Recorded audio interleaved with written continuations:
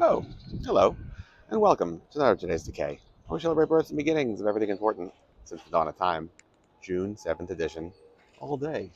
And today, what happened? In 1915, Ghastly Graham Ingalls was born, who was my favorite of the bullpen of EC Comic creators. Um, Probably most famous for his his old witch depiction in the House of Fear. But really, every time this genius put pen to paper, um, it's all just utterly incredible. Unfortunately, he wasn't as proficient as he could have been. Apparently, he was really bad with deadlines, and Bill Gaines would um, lie to him about when stories were due. Uh, so that way, like he'd get it in more on time. Um, because he was always late, and he was, I think, the only um, of the EC talent that did not appear at the 1970s Fanatic convention. I believe he moved from New York to Florida, where he was a teacher for a while, but and wound up going back to some of his EC roots later in life. But truly, his early '50s EC comic stuff is just the best. Not that it's a competition, but he's the best. 1959 today at 106 West 3rd Street, which is why we're here. Cafe Bazaar opened, and here's an original menu for it.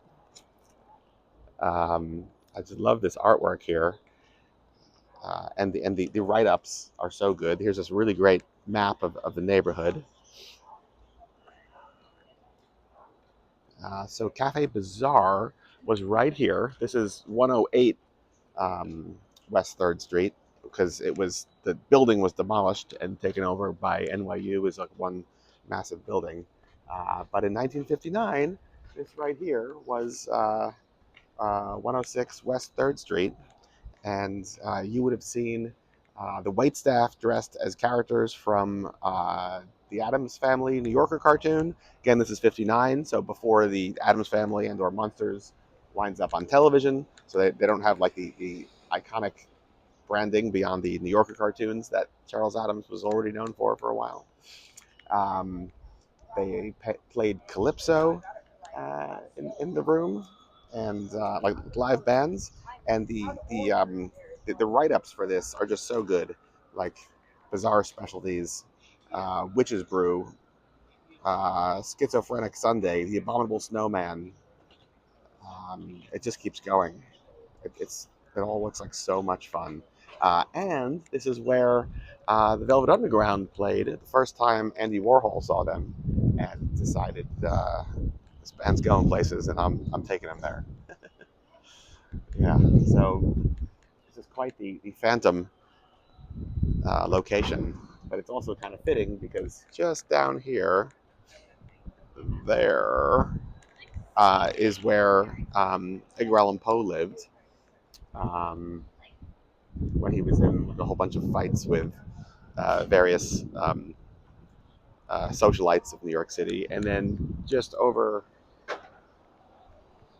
there was where Bleecker Bob's was for many years. Now I think it's like a noodle shop or something. So we're surrounded by history, of which is non-existent. There is a plaque and some historical references to Edgar Allan Poe just over there, but you would have no idea that Cafe Bazaar was here, no idea that Bleecker Bob's was over there. So that's why we're doing this, because otherwise it's just June 7th, and that means nothing to anybody otherwise. And it's important to celebrate high strangeness. Yeah. 1977 today, the Sex Pistols played the Queen's Silver Jubilee. God bless you. And that is what today's Decay is all about on June 7th. The whole damn day. From me to you till tomorrow. Goodbye.